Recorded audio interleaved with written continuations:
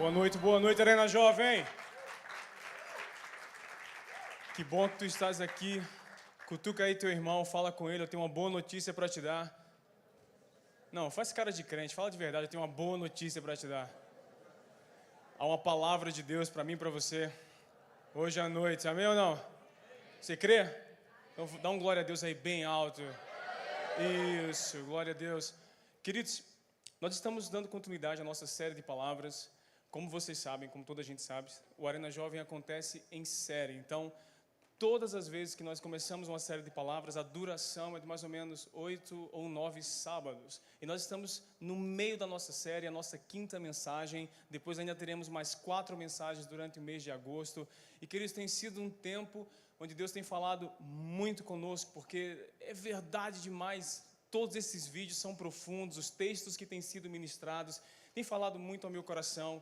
Então eu te convido não só para que você venha de forma esporádica ao Arena Jovem, mas venha todos os sábados para você acompanhar a linha de raciocínio, para você entender a mensagem que está sendo pregada todos os sábados. Quem estava aqui sábado passado, faz assim com a tua mão, o Bispo Marcelo passou o carro, quer dizer, o Bispo Marcelo ministrou a palavra. No sábado anterior, a bispa também, ninguém anotou a placa do caminhão, mas todos fomos atropelados pela mensagem. Foi ou não foi? Vocês acompanharam online? Duvido. Ok, eu também acompanhei online, estava doente naquele dia. Mas tem sido um tempo precioso. Então, para a nossa quinta mensagem de hoje, o tema da nossa mensagem é a liberdade condicional. Então, abra sua Bíblia, caneta na mão. Se você tiver um lápis, coloque aí também. Você vai sublinhar algumas palavras dos textos que nós vamos ler. E a minha primeira afirmação é que mentiram para nós a respeito do que é liberdade. Porque existe uma ideia na nossa mente e no nosso coração sobre o que é liberdade. Por exemplo, nós tivemos agora a Copa do Mundo. Quantos assistiram aquela vergonha? Quer dizer, quantos assistiram os jogos? De Portugal, do Brasil, misericórdia. E eu achei interessante o momento depois da Copa do Mundo. No Instagram estava bombando de vídeos e imagens dos jogadores de férias. E parece que aquilo que o mundo nos apresenta como liberdade é o jogador que está lá num iate de férias com um monte de mulher à volta dele. Então um adolescente de 17, 18 anos, ele olha para aquele tipo de liberdade que o mundo oferece e fala assim: uau, o meu sonho é um dia ser como ele, é ter dinheiro suficiente para viajar para onde eu quiser, com quem eu quiser, alugar um iate, alugar um carro incrível. E essa é a sensação, essa é a proposta de liberdade que o mundo nos oferece. Se calhar para as meninas a ideia que você tem de liberdade é aquela influencer que você vê no Instagram, que está em Roma, em Milão, comprando roupas, as roupas mais caras e as melhores fotos, porque é exatamente esse o conceito e a ideia de liberdade que o mundo nos oferece. Só que isso vai na contramão do Evangelho.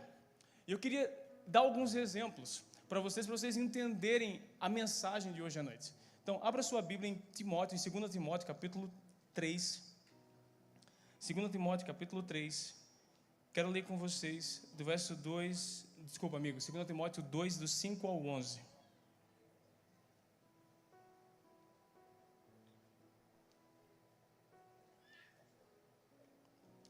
Isso. Vamos lá. O atleta não conquista o prêmio se não seguir as regras. Próxima. E o lavrador que trabalha arduamente deve ser o primeiro a colher o fruto do seu esforço. Próxima. Pense no que estou lhe dizendo, o Senhor o ajudará a entender todas essas coisas. Próxima. Lembre-se de que Jesus Cristo, descendente do rei Davi, ressuscitou dos mortos. Essas são as boas novas que eu anuncio. Próxima. E por causa disso sofro e estou preso como um criminoso. Mas a palavra de Deus não está. Quem estava preso no texto? Paulo. A quem ele escrevia? A Timóteo. É interessante pensar que um homem preso tinha um comportamento de alguém livre. Mas alguém que estava livre estava com medo de pregar o evangelho porque estava preso pela ansiedade, pelo medo e pela insegurança. E por causa disso sofro e estou preso como um criminoso, mas a palavra de Deus não está presa. Verso 10.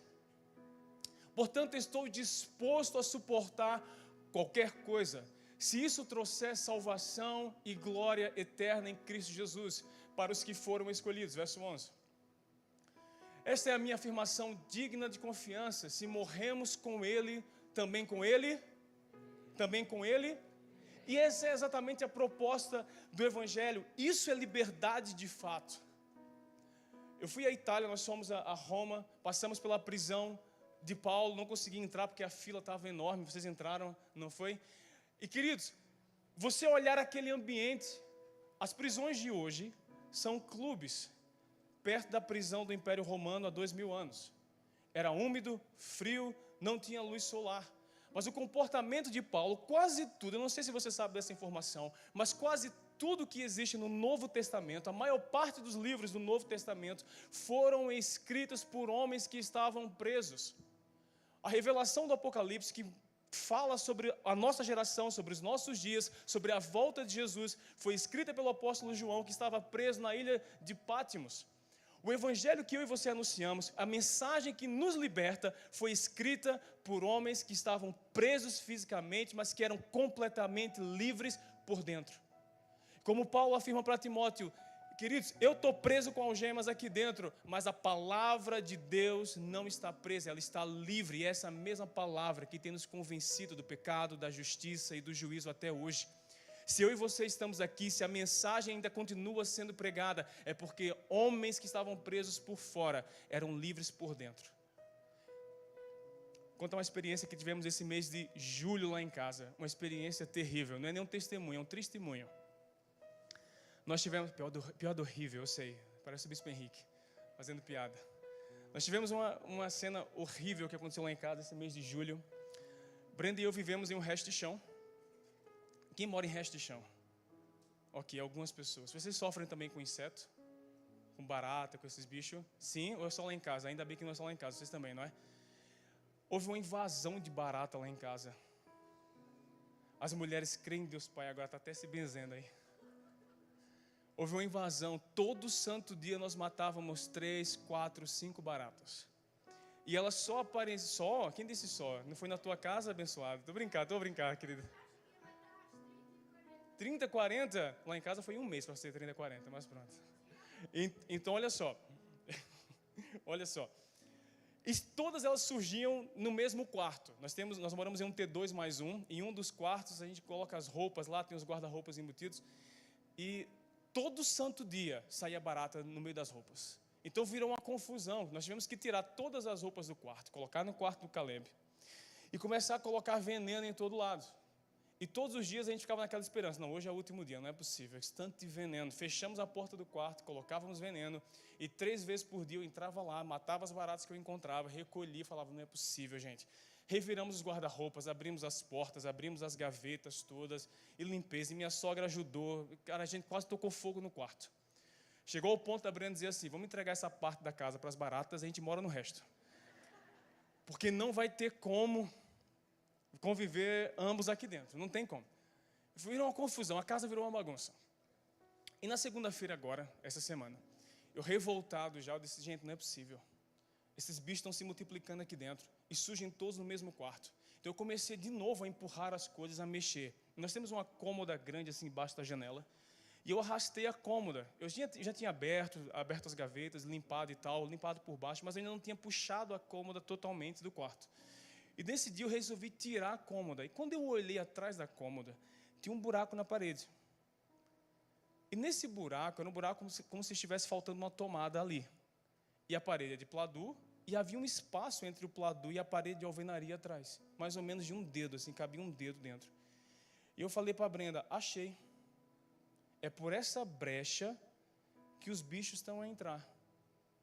Então nós colocamos veneno, enchemos o buraco de veneno e tapamos. Eu fui no Leroy, comprei espuma expansiva, enchi o buraco lá de espuma expansiva.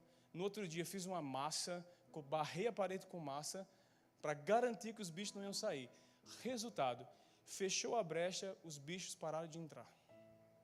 Então olha para o pessoal que está ao seu lado e diz assim, aonde tem brecha, tem bicho. Traz isso para a tua vida espiritual.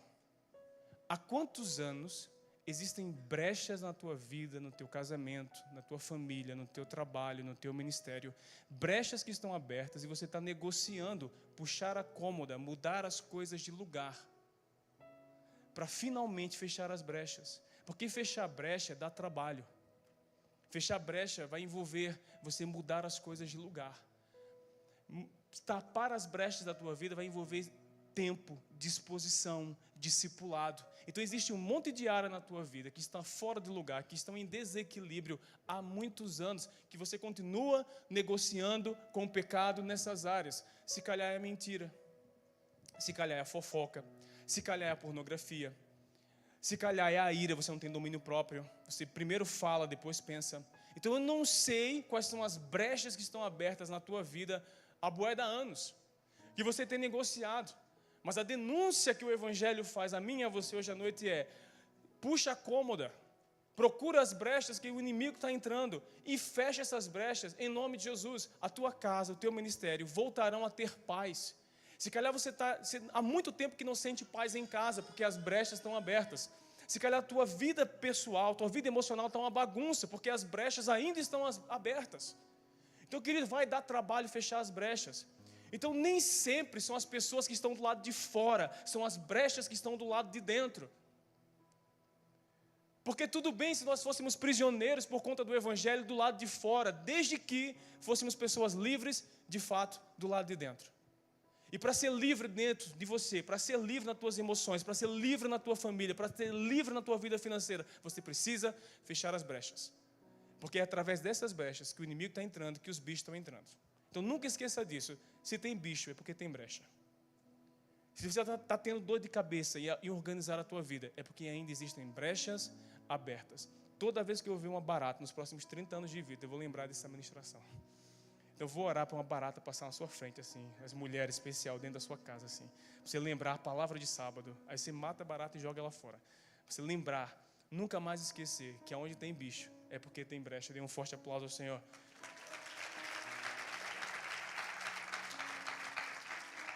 Amigo, 2 Timóteo 3,16. Eu não anotei, eu acho de cabeça. Vamos ver se eu estou certo. Me ajuda, Jesus. Isso. Olha esse texto maravilhoso. Ainda continuando. Toda a Escritura é inspirada por e útil para nos ensinar o que é verdadeiro e para nos fazer perceber o que não está em ordem em nossa vida. Vou repetir, vamos lá do início. Vocês precisam entender esse texto. Toda a Escritura é inspirada por Deus. A tua Bíblia foi inspirada por Deus. E é útil para nos ensinar o que é verdadeiro e para nos fazer perceber o que não está em ordem em nossa vida. Ela nos corrige quando erramos e nos ensina a fazer o que é certo. Então, a palavra de Deus, a Escritura Sagrada, ela é útil para denunciar o que está em desordem na sua vida, para colocar as coisas em ordem. A palavra de Deus, o discipulado.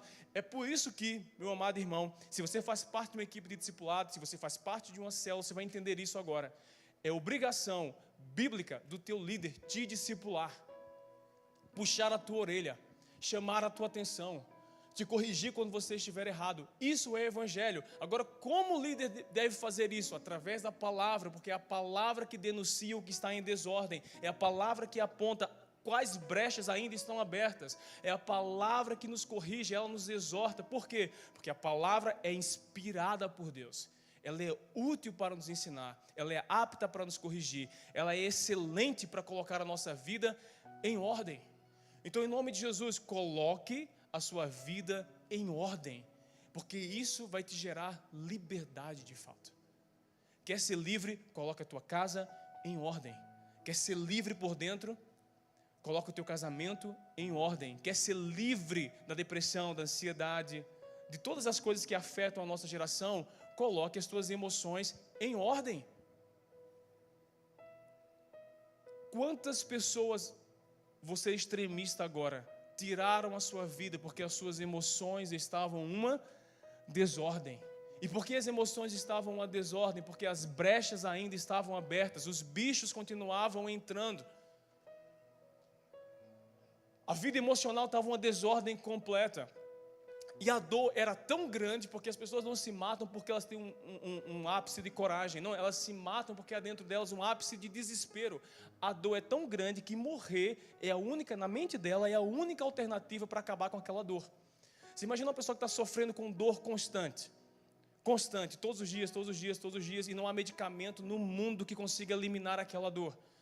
a dor é constante, contínua, 1 ano, 2 anos, 3 anos, a pessoa sente tanta dor continuamente e não consegue sarar, que no ápice de desespero, ela tira a própria vida para acabar com a própria dor. Não é coragem, é dor. E por que as pessoas fazem isso? Por que nós temos notícias constantes nos jornais, na internet, de suicídios e tal? Porque a vida está uma desordem, as brechas estão abertas, o coração, o casamento, a casa, a desordem é tão grande, a dor é tão grande, que a pessoa prefere morrer do que colocar as coisas no lugar.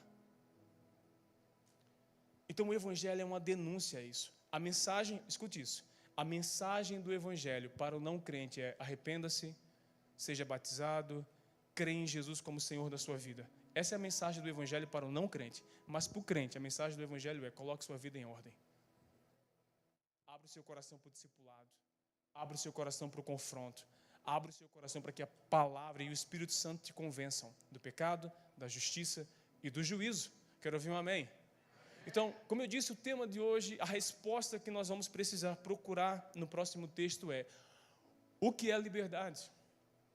Quando eu estava pensando e meditando na palavra, pensando sobre liberdade, meditando sobre liberdade, eu lembrei do tempo da escravidão. A escravidão física, histórica, acabou no século XIX. Glória a Deus por isso. Amém? Glória a Deus por isso que acabou o período da escravidão do mundo. Porém, no século XXI, nós vivemos uma outra realidade. Nós vemos que as pessoas, hoje, elas são escravas da sua própria vontade. Então, antes, as pessoas, no século XIX, no século XVIII, as pessoas eram escravas de um senhor que as comprava e as obrigava a trabalhar. Espancava, batia, tratava com injustiça. Essa era a realidade da escravidão do século XIX para trás. Só que hoje as pessoas têm um senhor interno que comanda a sua vida, que comanda as suas emoções e que comanda as suas decisões. Então, hoje, as pessoas gastam sua vida com um único objetivo: suprir as suas paixões, suprir a sua vontade. Então já não há um senhor externo comandando, há um senhorio interno, governando as decisões, te dizendo assim: vale a pena você se matar de trabalhar para juntar dinheiro e realizar todas as suas vontades, todos os seus desejos, porque afinal de contas você é dono do seu próprio nariz. Faça o que quiser, quando quiser, com quem quiser e como quiser, porque essa é a proposta do mundo, essa é a desordem que o mundo oferece. Mas o Evangelho, a liberdade que a palavra de Deus nos dá é exatamente o contrário a isso. Queria fazer um exemplo com vocês para vocês entenderem essa mensagem.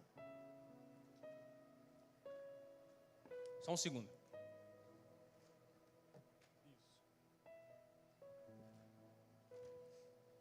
Obrigadão.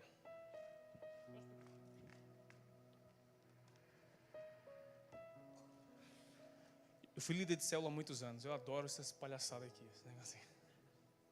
Ok. Para vocês entenderem. Vocês conseguem enxergar todos? Sim, não é? Aí de trás também? 2 caixas aqui. Sim ou não? Sim ou não? Boa. Ok.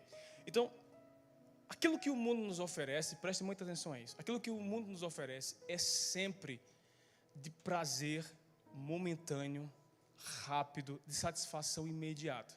Por exemplo, eu sei que ninguém gosta disso. Eu sei que ninguém gosta disso. Eu sei que ninguém gosta disso. Algumas pessoas gostam disso. Cadê o Plínio? Ninguém, isso é horrível, eu não sei como é que comem isso, mas pronto. Algumas pessoas comem isso, ok? Alguém gosta? Alguém quer? Daqui a pouco. Não, você não, fica quieto aí. Ok. Isso representa a liberdade que o mundo nos oferece, que é uma liberdade de satisfação imediata. A gente olha para isso e a gente fala: meu Deus, por favor, manda essa caixa lá para casa. Por quê? Porque tudo que está aqui é uma explosão de sabor. É bom demais, é gostoso, dá satisfação imediata, dá prazer imediato. Só que é uma segunda caixa aqui do meu lado, que não é tão apetitosa. Vamos colocar aqui. Eu gosto muito. Concorrência do Monster aqui. Ok, para concorrer com o chocolate. Vamos concorrer aqui com as gomas. Ok? Eu queria trazer carne, mas ia ficar lixado trazer carne. Então eu trouxe ovo para representar a proteína animal, ok? Ok.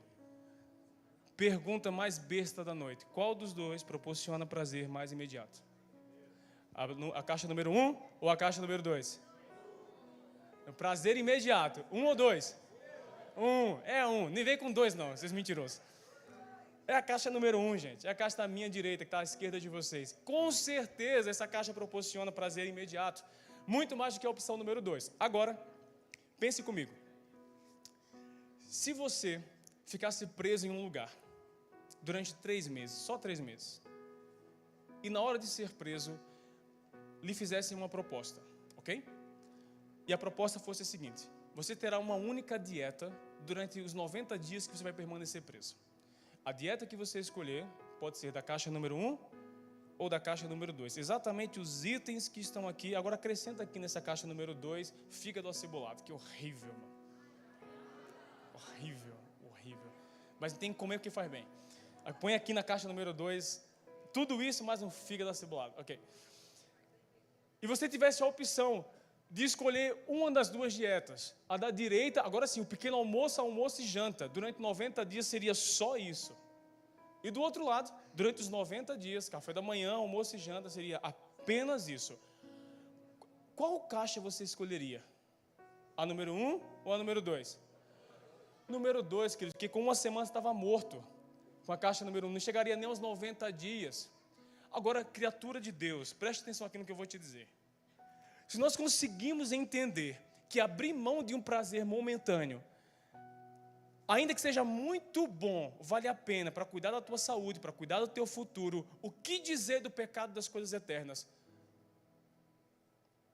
Se comparado à eternidade, não existe prazer no pecado algum que seja maior do que o prazer de passar a eternidade com Cristo. Então vale a pena, se vale a pena não comer isso aqui 90 dias, por um prazer muito inferior, porém que vai te deixar vivo depois de 90 dias, o que dizer do pecado em relação à eternidade? Isso aqui representa o pecado, isso aqui representa a eternidade. Vale a pena, ainda que você tenha que abrir mão de muitos prazeres nessa terra, vale a pena para que você chegue e passe a eternidade com Cristo para sempre. Então, aprenda a abrir mão daquilo que é momentâneo, aprenda a abrir mão daquilo que é passageiro em prol das coisas eternas. Isso é liberdade. Liberdade é não ser escravo da sua vontade. Vou repetir. Liberdade é você não se tornar escravo da sua própria vontade. Eu citei no início um exemplo da Malta no Instagram. Falsa liberdade, queridos. Não tem problema nenhum viajar, comprar boas coisas e assim por diante. Não tem problema nenhum, eu digo isso sempre, é uma frase que nós sempre repetimos aqui em cima. Não tem problema nenhum o crente ter dinheiro, o problema é o dinheiro ter o crente. Porque o dinheiro é um ótimo servo, mas é um péssimo senhor. O lugar do dinheiro é no seu bolso, não no seu coração. O dinheiro pode estar no teu bolso, não na sua mente. O dinheiro não pode ser o ponto de partida do seu pensamento. Ele precisa ser o servo que vai estar na tua mão para cumprir o propósito de Deus. Dinheiro é ferramenta, não senhor. Se você não tomar conta do teu coração, o dinheiro vai se tornar senhor e vai roubar a tua verdadeira liberdade. Você vai se tornar um escravo das suas vontades, um escravo dos teus desejos. Vamos lá, Tito 3:3. Põe aí, amigo. Para vocês entenderem, o apóstolo Paulo novamente diz assim: em outros tempos também éramos insensatos e desobedientes. Vivíamos no engano e nos tornamos escravos de muitas e isso, porque é exatamente essa a proposta do pecado, nos tornar escravos das nossas paixões, nos tornar escravos dos nossos prazeres. Pode tirar, amigo. No final faça um sorteio da caixa 1. Faço nada, conversa. Então, mas sério, se vocês se comportarem, eu ofereço chocolate para vocês dividirem. Vocês dividem entre vocês todos aqui só. Por isso eu tenho só barra grande. Então, exatamente essa proposta está aqui. Em outros tempos também éramos insensatos e desobedientes. Desobedientes de quê, queridos? Desobedientes da palavra de Deus. Vivíamos no engano e nos tornamos escravos de muitas paixões e prazeres. Porque essa é a proposta do pecado. Te tornar escravo das tuas próprias paixões, te tornar escravo dos teus próprios pensamentos, te tornar escravo das tuas vontades. Então, o Deus desse século tem sido que seja feita a minha vontade. O que é o oposto daquilo que Jesus nos ensina na oração do Pai Nosso. Pai, que seja feita a tua aqui na terra como ela é feita no céu. Mas qual é a proposta do inimigo? Que seja feita a sua própria vontade e não a vontade dele. Perceba como Satanás ele é astuto. A proposta do inimigo é sempre de muita astúcia, é muito sutil. Enquanto Jesus nos ensina, faça que seja feita a sua vontade, Pai. Satanás fala, não, que não seja feita a vontade dele, que faça a sua própria vontade. Siga os desejos do seu próprio coração. Realize só os teus próprios planos. Cumpra só os seus próprios prazeres. Porque é exatamente isso que o inimigo quer. Um povo viciado em suprir as suas próprias paixões e desejos. Quando Jesus está passando, Mar da Galileia, e Jesus ele faz o convite aos discípulos, aos apóstolos, que depois se tornariam apóstolos. É interessante porque Jesus ele olha, as pessoas estavam ali, fazendo a sua vida, fazendo a sua rotina, ok? Está toda a gente ali vivendo a sua vida, ganhando seu dinheiro, fazendo o seu trabalho. Jesus ele passa, ele olha para as pessoas e diz assim, segue-me. Você percebe que não teve diálogo, não teve duas conversas? Não foi uma proposta fácil. Os discípulos olharam para Jesus e falaram, cara, ele é mestre. Ok, eu já ouvi falar dele. E imediatamente eles largam as suas redes, eles largam a sua própria vontade. Eles largam ali os seus próprios sonhos. Eles largam ali as suas próprias paixões. Eles deixar as redes é abrir mão da minha vontade, para que a vontade dele seja feita na minha vida. A sua vontade e a vontade de Deus, elas não andam juntas. Elas são opostas. Ou obedecemos à vontade de Deus, ou cumprimos a nossa própria vontade. A decisão é sua. Quem estará sentado no trono do seu coração? A sua vontade ou a vontade de Deus? Essa é a proposta do Evangelho. Tem alguém aqui ainda? Amém. Mais um exemplo. A Bíblia diz, se você abrir Gênesis 3, 4, no momento em que Eva está caminhando no jardim, e a serpente engana Eva, e Eva come a maçã, que não é maçã, é o fruto. E sabe o que é interessante? É que existiam centenas de árvores no jardim, uma melhor que a outra, centenas de frutos, 1 milhão de coisas que Adão e Eva poderiam comer, desfrutar no jardim a vida inteira, a eternidade inteira. Não havia necessidade nenhuma de Adão e Eva comerem da árvore do conhecimento do bem e do mal. Mas qual é a proposta de Satanás? É que o nosso olhar esteja exatamente voltado para aquilo que Deus nos proibiu de fazer. Por exemplo, vamos trazer esse exemplo de Eva para a nossa geração. Casal namorando. A palavra de Deus diz, sexo só depois do casamento. Aí o que Satanás faz? Ele fala assim, como é que Deus, a proposta do diabo é sempre essa, como é que Deus vai privar você de algo que é tão prazeroso, já que vocês vão casar? A astúcia do inimigo é sempre essa. E nós começamos a negociar com as nossas próprias paixões, com a nossa própria vontade. Então o governo deixa de ser de Deus e passa a ser a minha própria vontade. E nós começamos a criar todo tipo de desculpas para que a minha vontade seja feita e não mais a vontade de Deus. Enquanto Deus está dizendo assim, se vocês me obedecerem, namorarem em santidade, noivarem em santidade, quando vocês entrarem no casamento, a minha bênção estará sobre vocês. E vocês terão 50 anos de casado para namorar à vontade. Amém, casados? Está repreendido, solteiros? Amém ou não? Não é amém, obrigado pelo amém único. Então, solteiro, não é para ti, sinto muito. Por quê, Arthur? Porque o Evangelho diz que é assim, e ponto final. Se o Evangelho diz é suficiente. O efeito foi sem querer aqui. Se o Evangelho diz é suficiente, então tire os teus olhos da coisa que Deus falou para você não olhar, porque é exatamente essa a proposta do inimigo. Olhe para aquilo que Deus te proibiu e ignore todas as bênçãos e todas as coisas que Deus já te deu. Quem está no governo, quem está sentado no trono do teu coração? A sua vontade ou a vontade de Deus? Quem está no controle? Quem está no comando? Mais um exemplo bíblico. A Bíblia diz que o profeta Samuel foi até o rei Saul. O rei Saul tinha recebido uma ordem direta do seu líder Samuel. Samuel, quando você vencer a guerra, pegue todos os animais e mate. Tudo, não pode sobrar nada. Destrua a cidade, queime tudo. Olha, venceu a guerra, sacrifique, mate tudo. O que é que Samuel faz? Ele matou apenas aquilo que conveio, aquilo que foi da vontade dele. E pegou o melhor do rebanho, as melhores partes dos espojos de guerra e guardou para si. Então, quando o profeta Samuel chegou e ouviu o barulho dos animais, falou assim: Samuel, falou Saul, o que é isso? Eu não te dei uma ordem direta. Eu não falei para você que era para exterminar todos os animais, era para queimar tudo, destruir tudo. Por que você fez isso? Por que você guardou o melhor dos rebanhos para você? Aí Samuel faz aquilo que exatamente o diabo quer que nós façamos. Ele coloca a vontade dele acima da vontade de Deus e diz assim: não, eu separei Saul. Estou trocando os nomes, não estou? Saul e Samuel, perdão. Vocês conhecem a história, tá tudo bem.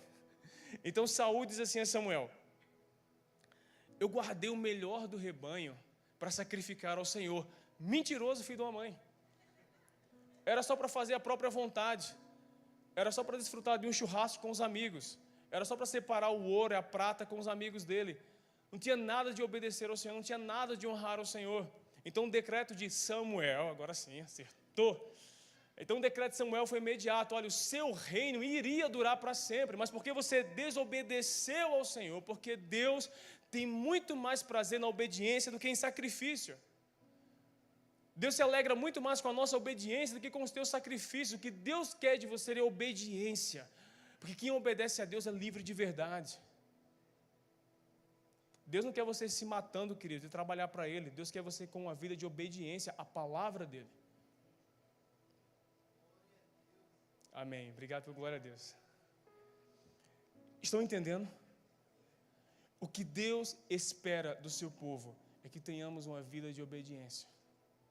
Agora, último texto da noite, Filipenses, capítulo 2.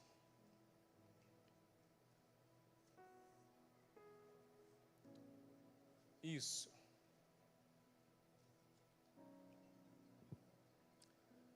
Vamos lá. Esse é um dos textos mais fortes das Escrituras. Se você puder sublinhar ele na sua Bíblia, marcar, meditar nele depois. Leia esse texto em casa umas 10 vezes amanhã, para que essa mensagem entre no teu coração e na tua mente. Diz assim, Filipenses 2, a partir do verso 5. Tenham a mesma atitude demonstrada por Cristo Jesus. Verso 6. Embora sendo Deus, não considerou que ser igual a Deus fosse algo a que devesse apegar. Verso 7. Em vez disso, esvaziou-se a si mesmo, assumiu a posição de escravo e nasceu como um ser humano. Quando veio em forma humana, verso 8, humilhou-se e foi obediente. Foi o que, gente? Até a morte, morte de cruz, verso 9. Por isso Deus o elevou ao lugar de mais alta honra e lhe deu um nome que está acima de todos os nomes, verso 10. Para que ao nome de Jesus todo joelho se dobre nos céus, na terra e debaixo da terra. Verso 11. E toda língua declare que Jesus Cristo é o Senhor, para a glória de Deus e o Pai. Diga glória a Deus, diga aleluia. Esse texto, isso, um forte aplauso, Senhor.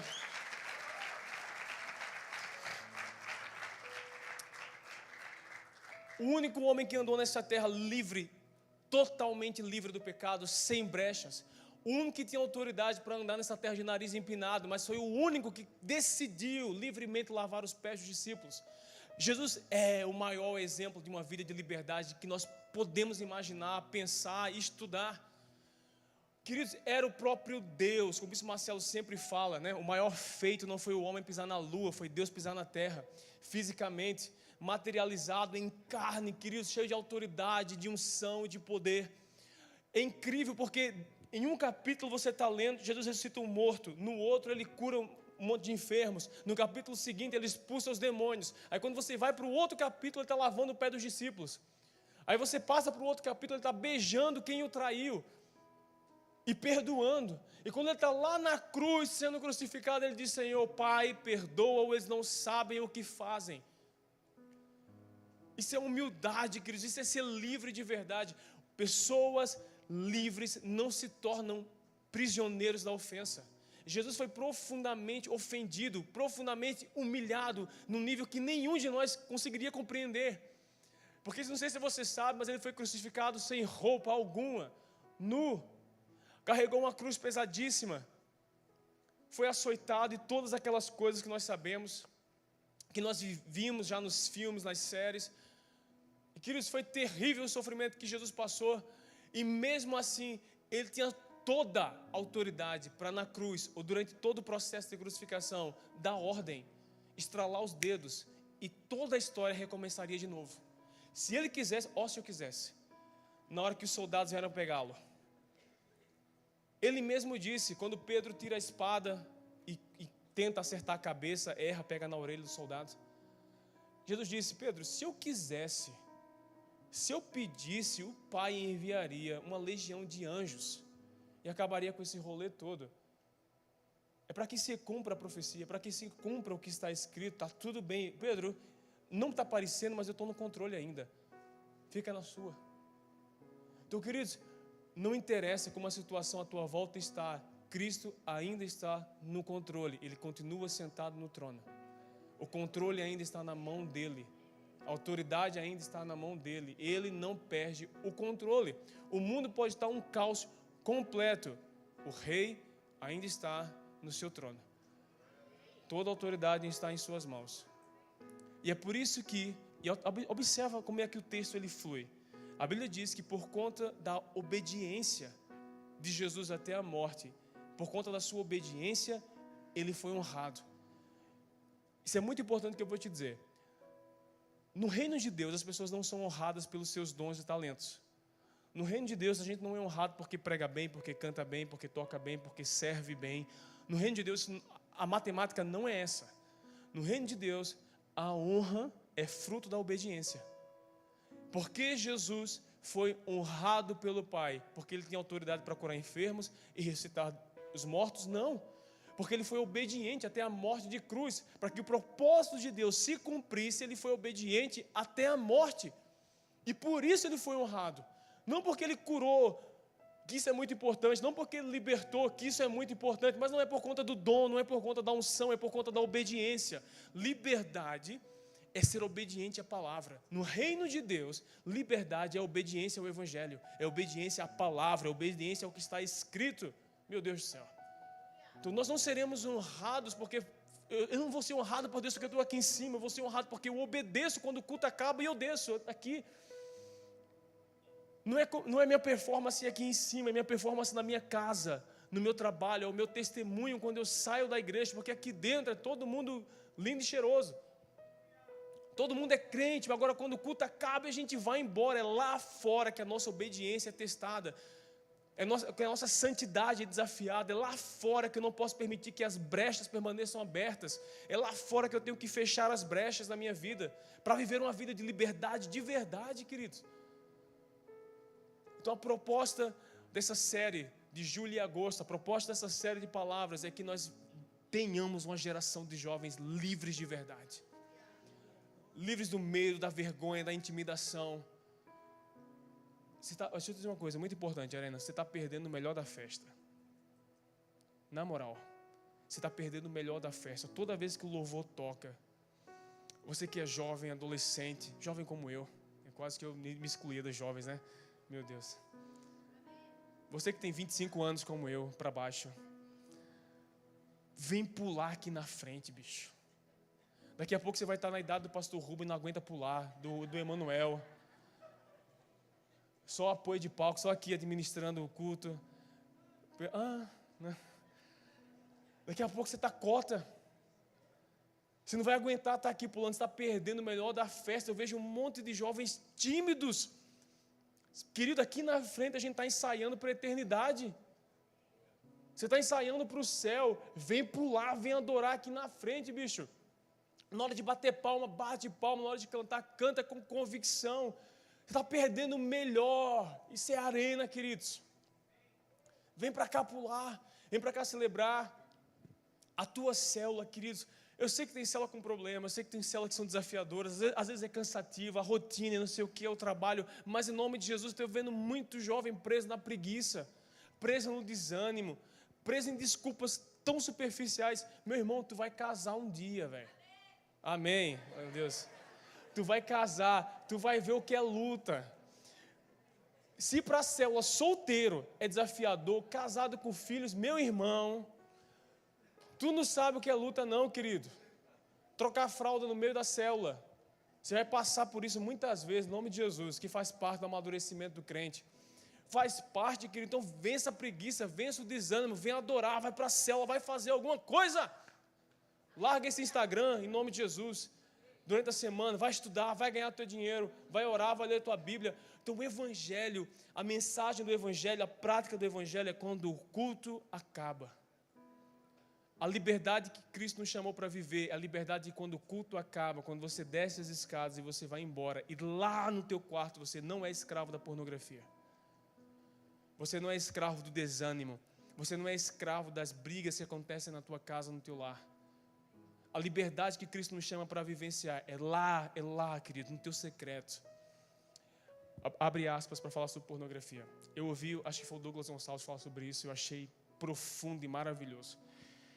A pornografia, ela é uma deturpação de Mateus 6,6. Mateus 6,6 diz assim, entra no teu quarto, quando vocês forem orar, entra no teu quarto e fecha a porta, me busca em secreto, venha ter intimidade comigo em secreto, esteja sozinho comigo. E qual a proposta de Satanás? Entra no seu quarto, fecha a porta e venha estar sozinho comigo. Pega o teu telemóvel, venha ver os vídeos. Pega o seu tablet e o seu computador e venha assistir os vídeos que você só assiste quando está em secreto. Vai na casa de banho, vai no teu quarto e faz aquilo, o teu lugar de intimidade. Mas a mensagem do Evangelho, a proposta do Evangelho, entra no teu quarto e me busca. Eu quero me relacionar. Deus quer se relacionar conosco. Jesus quer se relacionar conosco dentro do nosso quarto, queridos. Fecha essa brecha, você está perdendo o melhor da festa, o melhor vinho da festa é a intimidade com Deus, e tu está perdendo isso por conta de pornografia, pelo amor de Deus. Você está perdendo o melhor, queridos, que é a satisfação da presença de Deus na tua casa, que é você entrar em casa e ter paz, você entrar no teu quarto e dormir de consciência tranquila, sem a tua mente estar cauterizada pela pornografia, pelo medo, pela ansiedade, pelo desânimo. Em nome de Jesus, querido, fecha essa brecha. Não dá para ter intimidade com Deus, intimidade com o diabo. Não dá para ter intimidade com o Espírito Santo, intimidade com a pornografia. Não dá, são vias opostas. Ou você é amigo do mundo, ou amigo de Deus. Se você decidir ser amigo das coisas do mundo, automaticamente você será inimigo de Deus e do Evangelho. A proposta do Arena Jovem, a proposta da série de palavras é que tenhamos uma geração de jovens livres de verdade, livres da sua própria vontade, que é o Deus dessa geração, que é o Deus desse século, que se faça a minha vontade, não a vontade de Deus, que se cumpra na minha vida os meus próprios desejos, não os desejos de Deus para a minha vida. Quantos podem dizer amém? Para fechar, onde tem brecha tem bicho, nunca mais esqueça disso. Coloque-se em pé no seu lugar, para parecer que está acabando.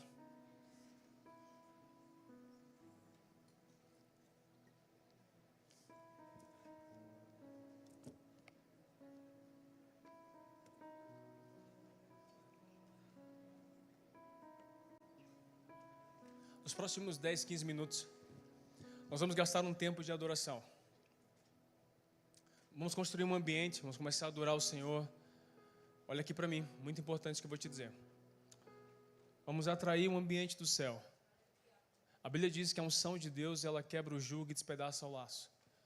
Portanto, a unção de Deus nos liberta. A unção de Deus fecha as brechas, arrependimento. Então é o momento de nós adorarmos, atrairmos a glória de Deus para o ambiente.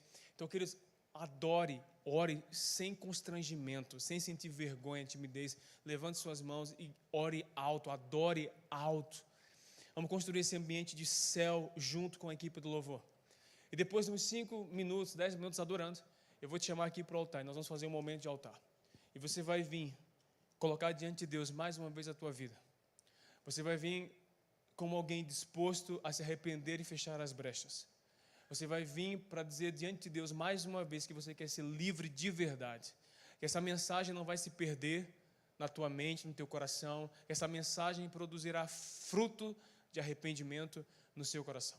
Enquanto você estiver aqui diante do altar, então primeiro nós vamos adorar, depois nós vamos vir para o altar. Nossa terceira etapa, os líderes vão estar passando, impondo as mãos sobre a sua cabeça. A Bíblia diz que quando nós oramos, quando alguém estiver enfermo, chama os presbíteros, chama os diáconos para ungir com óleo, para ungir as pessoas, para que haja cura, para que haja libertação. Então nós vamos construir esse ambiente todos juntos, adoração, rendição e unção. Quero ouvir um amém. Para que essa palavra produza fruto, para que o inimigo não roube essa semente do seu coração. Amém? Olha os anjos chegando aí. Eita glória. Pai, nós te louvamos, nós te adoramos, nós levantamos nossa mão, nossa voz ao Senhor. Nós construiremos juntos um ambiente de adoração e rendição. Pai, eu te peço em nome de Jesus, deixa o céu descer. Nós queremos fazer aquilo que o céu está fazendo, que é te adorando face a face, que é declarando a tua santidade, que é exaltando o teu nome. Nós queremos em nome de Jesus, Pai, unir a nossa adoração, Deus, em uma só voz, em um só clamor. Espírito Santo, nos conduz em arrependimento profundo, nos traz convencimento da nossa situação, da maneira como nós estamos distantes do Senhor. Nós queremos estar perto de Ti, nós queremos Te adorar em espírito e em verdade. Espírito Santo, nos ajuda nesse momento, conduz a nossa adoração para que ela chegue ao Pai, em nome de Jesus, porque a Tua palavra diz que a presença de Deus, ela habita no meio dos louvores, no meio do louvor da Tua igreja, no meio da adoração, é ali que a Tua presença está. Então, Senhor, caminha em nosso meio, que os anjos do Senhor, ministradores, possam tocar em cada coração, e nós vamos corresponder, Espírito Santo, nós iremos corresponder ao Senhor nessa noite. Estaremos colocando lenha no altar, estaremos colocando azeite no candelabro, estaremos renovando a unção e a comunhão com o Senhor nos próximos minutos. Nós não queremos estar sozinhos nesse ambiente, Espírito Santo, toma conta desse ambiente. Nós não temos pressa, nós temos sede e fome, nós não estamos apressados para ir embora, nós temos sede pela Tua presença. Deus, nós estamos cansados de distrações, de relacionamento superficial com o Senhor. Nós queremos águas profundas hoje à noite. Espírito Santo, conduz o Teu povo, pega em nossa mão, Senhor, e nos leva às águas profundas, o lugar de dependência do Senhor. Pai, eu estou cansado, Deus, de um relacionamento superficial. Eu quero ir mais profundo hoje à noite. Quero Te adorar em espírito e em verdade.